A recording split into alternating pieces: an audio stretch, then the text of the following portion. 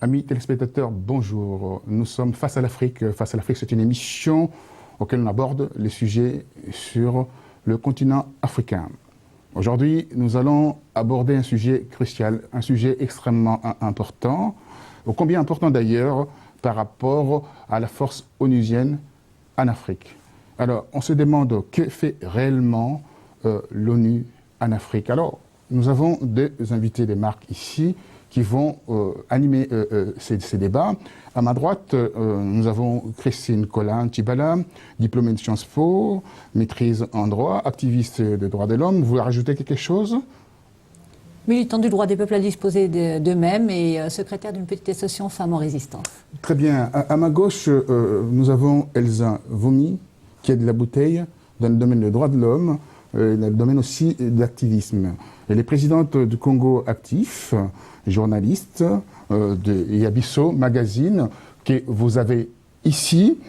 Et elle lutte pour les droits des femmes, les droits de l'homme, pour des gens vulnérables en Afrique centrale, particulièrement en RDC. Madame Vomi, vous avez quelque chose à rajouter? Oui, bien sûr, et surtout lutter pour briser le silence sur ce qui se passe en Afrique, où les femmes payent le tribut le plus violent. Le plus violent. Alors quand on voit la force onusienne partout, et sur l'étendue du continent africain, grosso modo, 21 forces d'interposition. Alors, quelle est la lumière portez-vous par rapport à ça? On peut dire que c'est la recolonisation de l'Afrique. Oui, mais ce n'est pas la recolonisation. L'Afrique n'a jamais, pour parler de recolonisation, il faudrait que l'Afrique ait déjà été décolonisée. Alors c'est sûr que sur le plan formel, on a accordé des indépendances, mais le combat n'est jamais fini pour permettre au peuple africain de se libérer du joug colonial. Donc pour en revenir au thème principal qui est celui de l'ONU, c'est très beau sur le papier. L'Organisation des Nations Unies est née sur les cendres de la SDN pour favoriser la paix dans le monde. On applaudit à ce projet. Or, que constate-t-on aujourd'hui du rôle de l'ONU? L'ONU, malheureusement, les 21 forces d'interposition dont vous venez de parler, aux noms plus éloquents les uns que les autres, de Force Licorne, Sangaris et tant d'autres, que constate-t-on? Elles ne favorisent malheureusement pas effectivement la défense des populations, mais au contraire, elles participent du pillage des ressources des pays africains. Alors, je voudrais juste prendre un petit exemple pour que ça soit précis. Je pourrais parler notamment de la licorne. Que fait la licorne en Côte d'Ivoire? J'applaudirais si j'avais pu constater que la force licorne s'était mise au service des populations quand, effectivement, les forces rebelles, des hordes de rebelles armés par les puissances coloniales, sont venus sous prétexte d'empêcher un conflit. Or, aujourd'hui, on constate que non seulement la force licorne a échoué, mais elle s'est même permis elle-même de commettre des crimes. On pourrait citer le crime d'Antoine Massé en 2004. On pourrait citer les 60 civils qui sont morts le 9 novembre 2004. Alors vous allez me dire, on n'a pas de preuves. Si, nous avons des preuves. Canal+ a diffusé un reportage où l'on voit des forces dites neutres, dites d'interposition, qui étaient là normalement au service des peuples africains, tirer sur des populations au Manu. Manu, alors, comment vous pouvez comprendre, par exemple, en RDC, qui est plus de 20 000 militaires d'interposition, forces onusiennes, que la situation perdure encore aujourd'hui, ça fait une vingtaine d'années, presque 2 décennies. Je voudrais d'abord parler au nom de la population congolaise. Voilà, la population congolaise se pose la question, que fait l'ONU ? Que fait la MONUC en République démocratique du Congo, dans la mesure même où cela fait 20 ans que nous sommes en guerre, agression donc économique extérieure. Et donc la MONUC, pour la population, elle définit la MONUC comme la force qui soutient les pilleurs et les criminels en République démocratique du Congo, dans la mesure où dans les territoires où elle se trouve, le génocide se poursuit, les viols de masse se poursuivent, sans aucune intervention des casques bleus, où ils arrivent quelque temps plus tard, alors qu'ils sont à souvent moins d'1 kilomètre de l'espace où se passent donc ces crimes. Donc la population s'est souvent soulevée contre la MONUC. La population congolaise a souvent réclamé son départ, car pour la population congolaise, elle est la force qui n'est pas là pour la population. La MONUC n'est pas là pour les Congolais. La MONUC est là pour le sous-sol. Pour protéger donc les pilleurs du sous-sol congolais. Alors, on peut observer par rapport à tout ce qui se passe en Afrique aujourd'hui, on voit de viols perpétrés par cette force onusienne. On a remarqué cela en Centrafrique. Et au niveau des sanctions, c'est passé au niveau de perte et de profit. Comment voyez-vous cela? On protège les criminels? On protège les criminels. Et je m'inscris totalement dans le prolongement de ce que vient de dire Elsa Voumi par rapport à l'RDC.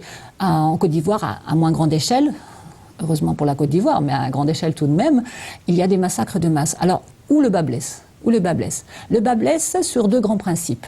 On parle des conséquences, il faut agir sur les causes. Comment voulez-vous que des forces de maintien de la paix, qui effectivement jouissent de la plus totale impunité. Vous savez, il y a deux grands facteurs le plus grand facteur de récidive, selon moi, en matière de crimes contre l'humanité, c'est l'impunité.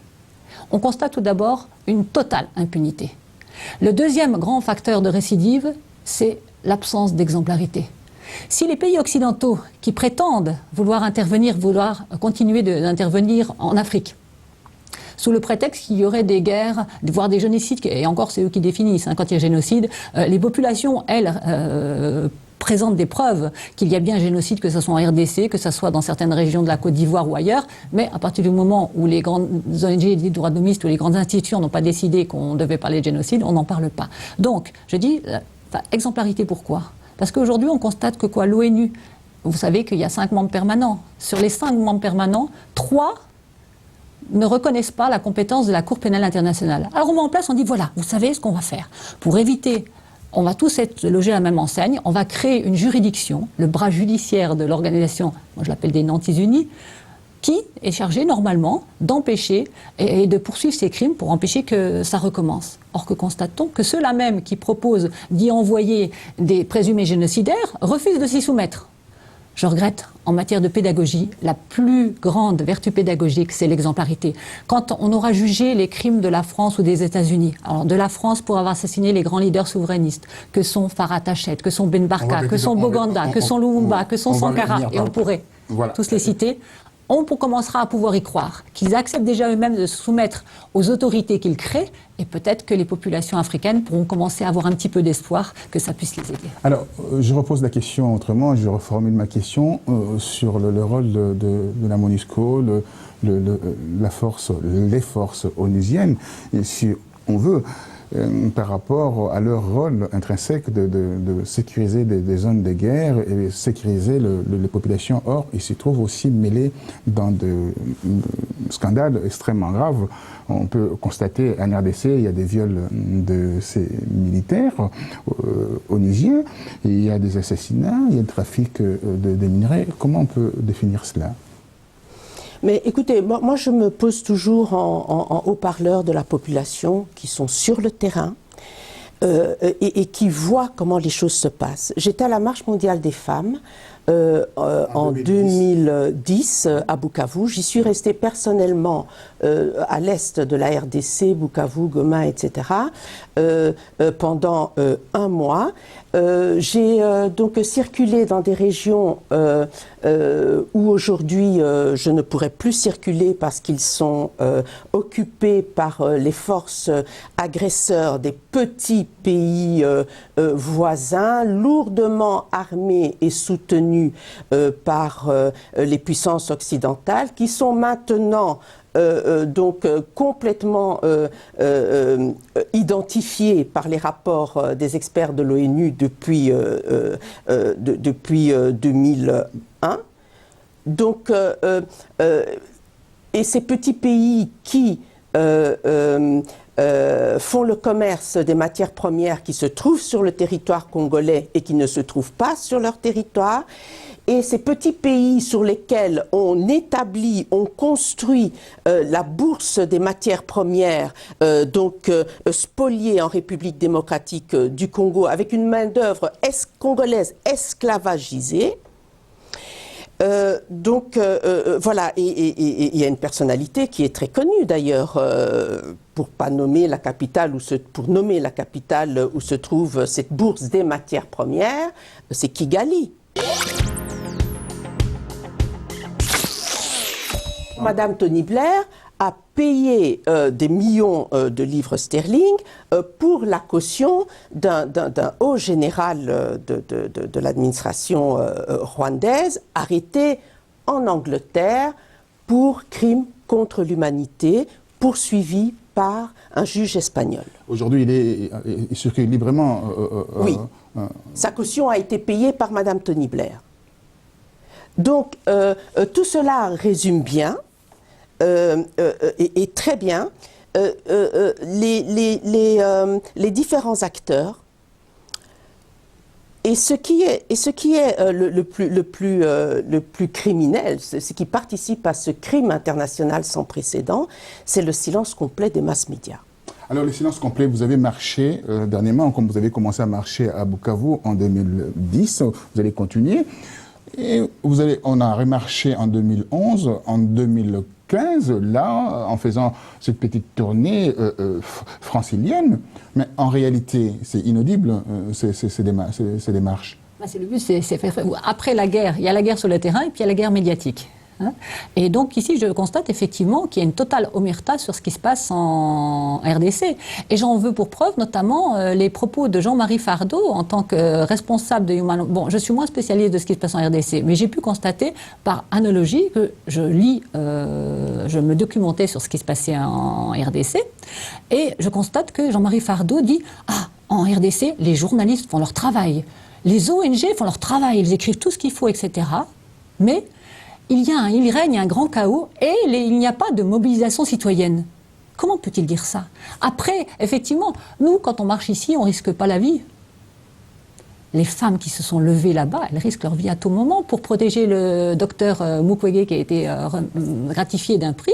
Elles se sont le prix Sakharov. Elles se sont mobilisées. Elles ont mis en jeu leur vie. Comment peut-on dire qu'il n'y a pas de mobilisation citoyenne? Demande-t-on aux victimes juives ou autres, etc., des pires crimes contre l'humanité, de se mobiliser quand vous avez vu vos enfants se faire violer, se faire torturer sous vos yeux, que vous-même vous avez été violé à plusieurs reprises? J'ai lu des rapports de Human Rights Watch sur la Côte d'Ivoire où je retrouve des témoignages similaires à ceux dont parlait Elsa Voumi. La présence de l'ONUCI à moins d'1 kilomètre. Ils sont allés frapper, les gens le disent. Massacre de Douékoué du 27 au 29 mars 2011. En plein, quand ici en Occident, alors que font les médias occidentaux pendant ce temps-là? Pendant que du 27 au 29 mars 2011, des hordes rebelles lourdement armées, puissamment armées par les puissances occidentales, les mêmes qui pillent la République démocratique du Congo, avançaient, on parlait d'avancer des forces républicaines d'Alassane Draman Ouattara venus rétablir, les mêmes forces, dites soi-disant de libération, ont assassiné, massacré plus de 1000 habitants en une seule nuit, sur une base ethnico-politique.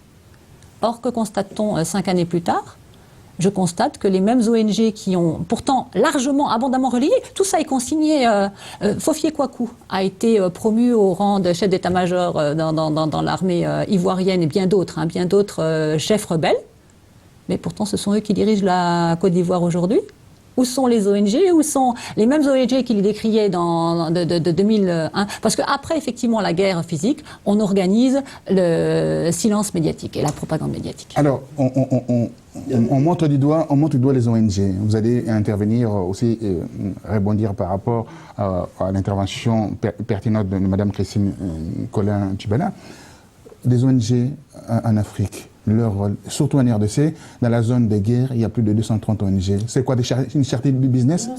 C'est la charity business et ça fait 20 ans de carnage en République démocratique du Congo. Donc on peut même commencer à partir de 1990. Dixit, le grand écrivain M. Chomsky, son dernier livre s'intitule « L'Occident terroriste ». Et au centre de son livre, il y a la tragédie de la République démocratique du Congo qui qualifie de super génocide. Alors moi je voudrais rebondir sur le fait qu'il n'y a pas la guerre et après la guerre médiatique. En tant que journaliste, nous sommes là pour couvrir les faits. Donc pour les massacres inter-rwandais, le génocide de 94, CNN, c'était en direct. Toutes les chaînes du monde entier, c'était en direct. Hein? Très bien. Là, aujourd'hui, l'affaire des migrants qu'il faut relier à toutes ces tragédies de l'Afrique, donc ces migrants qui meurent en Méditerranée, ce n'est que la pointe de l'iceberg de toutes les tragédies organisées et de toutes ces guerres secrètes de l'Occident en Afrique. Ce n'est que l'iceberg, la pointe de l'iceberg. Voilà, on ne montre que la pointe de l'iceberg, le sensationnel, etc., mais on ne montre pas les causes dont vous parliez tout à l'heure. Et c'est là que se situe le silence le plus complet. Les causes, c'est la nouvelle ère industrielle occidentale. On peut qualifier que le multinational sont de mèche avec les groupes rebelles, le groupe armé rebelle. Bien sûr, parce que... Comment vous pouvez articuler cela, nous démontrer cela? Vous avez la MONUC, vous avez les casques bleus. À côté des casques bleus, vous avez les mines de coltan. J'étais sur place, vous avez les mines de coltan. Vous avez le nom de la multinationale ou la transnationale qui exploite. Et vous voyez tous les esclaves, femmes, enfants, hommes, qui vont à main nue chercher les matières premières.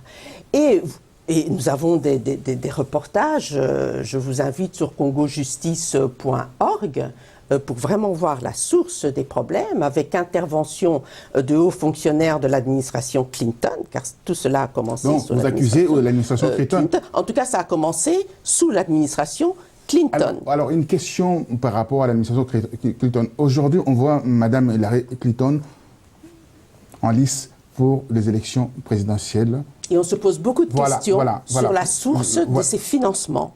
Beaucoup de questions sur la source du financement de sa campagne électorale qui demande... Mais craignez-vous quelque chose pour le futur de la RDC par rapport au compromis, la compromission qu'il y a eu entre la famille Clinton et le gouvernement de Kigali?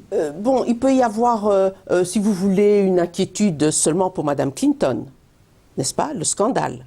Si scandale il y a. Mais pour le Congo, non, sa candidature participe à la puissance de communication des États-Unis. Une femme au pouvoir, une femme, quand elle était secrétaire d'État, qui s'est déclarée vouloir être la porte-parole des femmes du monde entier, une femme qui, dès qu'elle a été nommée secrétaire d'État de M. Obama, s'est rendue en République démocratique du Congo et a créé un tollé. En disant quoi dans sa conférence de presse? À Kinshasa, d'ailleurs, un journaliste a été arrêté, d'ailleurs, vous vous rappelez? Oubliez le passé. Elle a reconnu à l'époque 6 millions de morts. Elle a reconnu le génocide du peuple congolais, déjà reconnu par donc, le mapping des Nations Unies de 2010, octobre 2010. 1er octobre 2010. Un mapping donc, qui permet de retrouver et d'identifier les coupables, qui ne sont rien d'autre que les petits pays voisins, Ouganda, Rwanda, principalement, les bras armés. Et elle nous a demandé d'oublier le passé, d'oublier les 6 millions de morts. Tollé général, dans le silence médiatique le plus complet, occidental évidemment. Mais ce silence tonitruant s'explique par les intérêts colossaux qui doivent payer ce changement industriel. Et c'est la 3e fois que le Congo paye les changements industriels du système libéral occidental, par l'esclavage, oui, par la colonisation et aujourd'hui pour le numérique.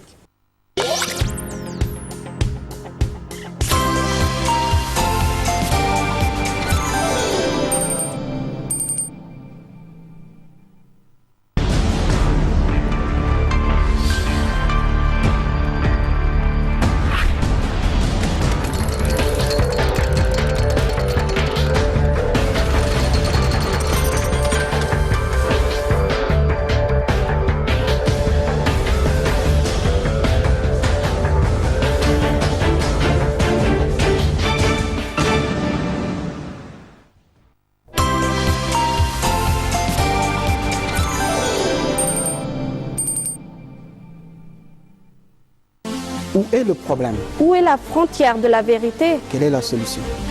Est-ce que le virus Ebola est le problème actuel du continent africain? Quels sont les problèmes de la femme en Afrique? Comment a-t-il été créé le groupe extrémiste de Boko Haram?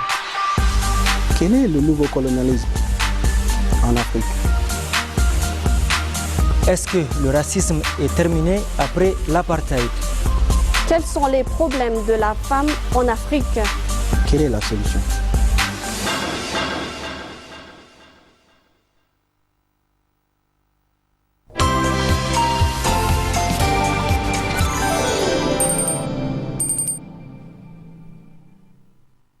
En écoutant ma consoeur Elsa Voumi, je me dis où va l'Afrique aujourd'hui avec cette force d'interposition et ces ONG? En l'écoutant, moi je me dis que c'est les mêmes causes produisant les mêmes effets. On retrouve exactement les mêmes pratiques en Côte d'Ivoire. Effectivement, il faut savoir que la Côte d'Ivoire, là où il y a le coltan, là où il y a l'AMFI, qui pour le Clinton, vous savez, l'American Mineral Fields Incorporated, yes. On sait, l'histoire, vous venez de la rappeler. En Côte d'Ivoire, on a exactement le même phénomène. Premier producteur de cacao, avec 40% de la production mondiale de cacao. Et que constate-t-on?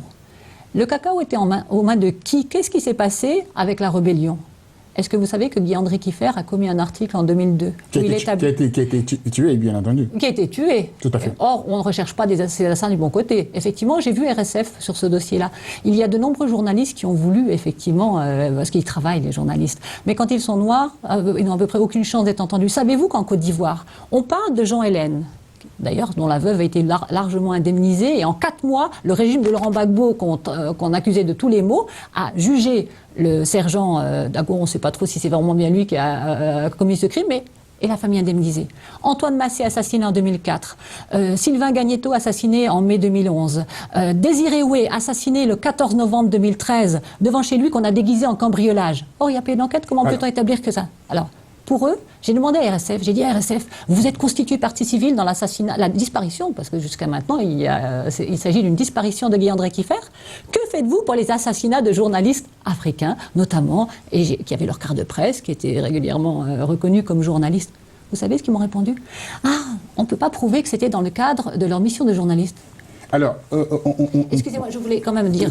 Oui, c'est très important parce que je revenais sur l'AMFI. Il faut savoir qu'Armajaro, parce que vous dites les causes. Les causes, c'est ça. Les forces d'interposition sont là pour organiser les filières d'approvisionnement en matières premières. Voilà. C'est le coltan et tout, le diamant, c'est le fer de Mauritanie, c'est le pétrole des 6 pays producteurs d'Afrique subsaharienne, on le sait tout ça. En Côte d'Ivoire, il y a le cacao et bien d'autres richesses. Savez-vous que par exemple sur la riche région cacaoyère de l'Ouest africain, peuplée de Oué essentiellement, on a organisé l'expropriation massive. On a fait croire qu'il y avait des soulèvements interethniques. Ils cohabitaient très bien avant la rébellion, hein. Ils se massacraient pas. On a fait craindre le syndrome, on a agité le syndrome de la rwandisation. Il faut savoir qu'on a assassiné Firmin Mahé le 13 mai 2005. Firmin Mahé, la force licorne. Il ne s'agit pas de massacre interethnique ou afro-africain. Il s'agit bien de la force licorne qui a assassiné un civil ivoirien de 28 ans. Le prétexte, on a dit que c'était un coupeur de route. Jusqu'à aujourd'hui, faites des enquêtes et ça. Vous verrez que ce crime est resté impuni. C'est une bavure instrumentalisée.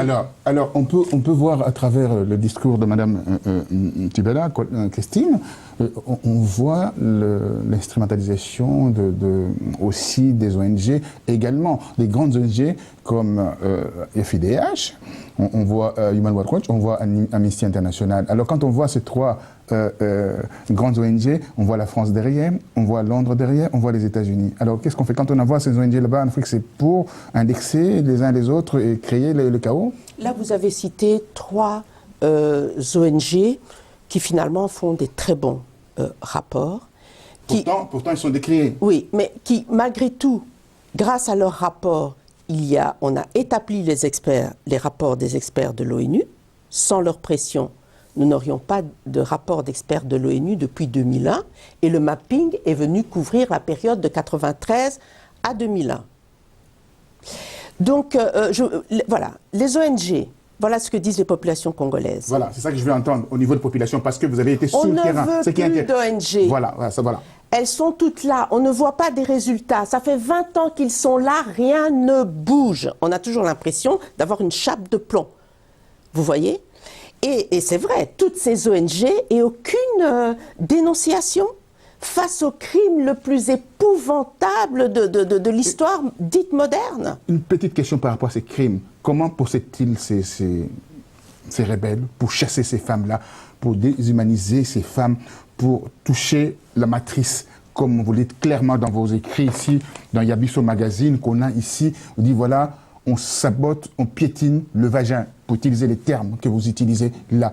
Oui, ça fait 20 ans, et à Béni, encore en début d'année, il y a eu des viols massifs effectués par des milices très identifiées et qui ne parlent pas les langues du Congo-Kinshasa. Je parle bien des crimes de masse. Je ne parle pas de ce que nous avons décidé d'appeler les viols civils.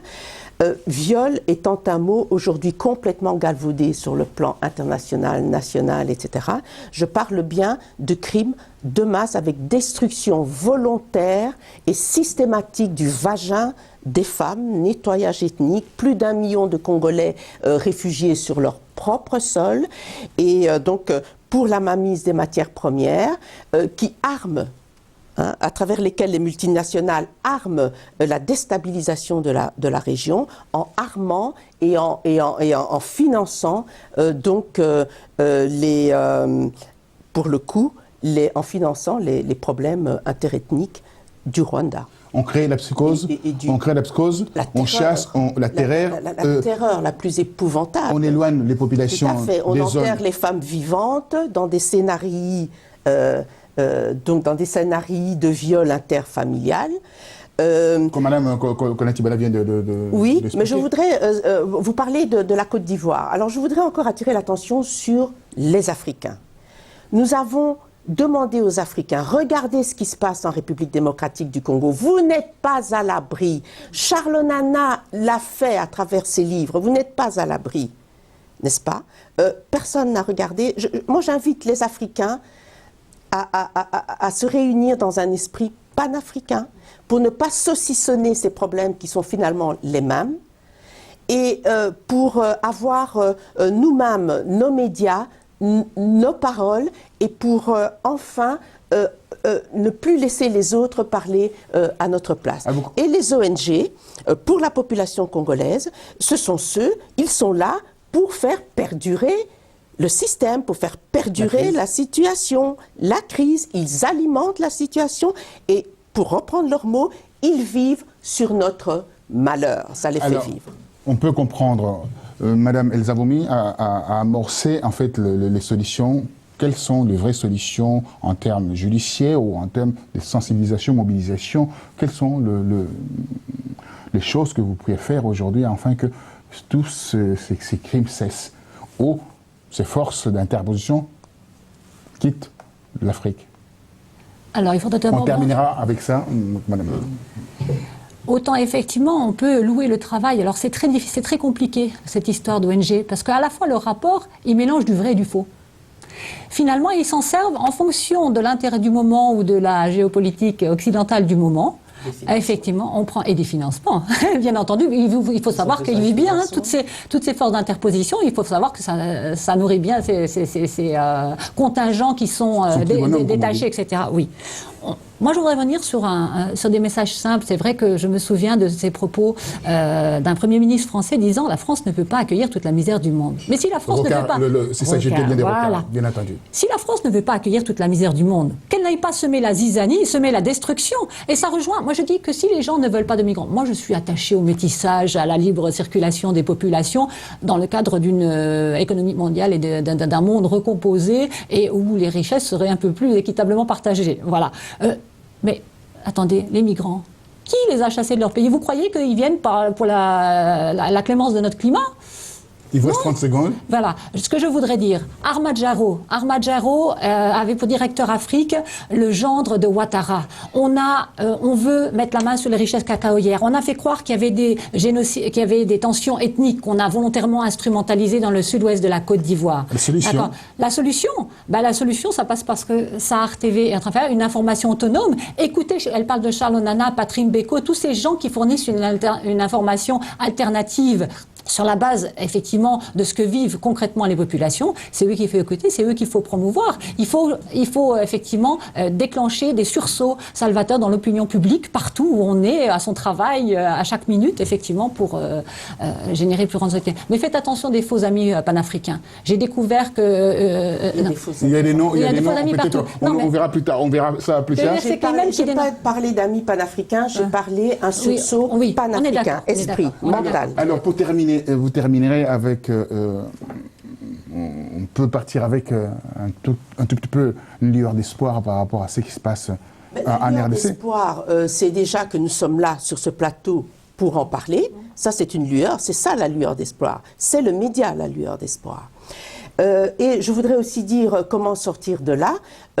C'est une volonté politique, mais vivant dans des états de non-droit, sachant que les personnes engagées qui veulent rentrer dans leurs droits sont assassinées par les intérêts supérieurs, il faut aussi prendre ça en compte. Nous interpellons l'opinion publique internationale française, puisque nous sommes en France, de tous ceux qui nous entendent, pour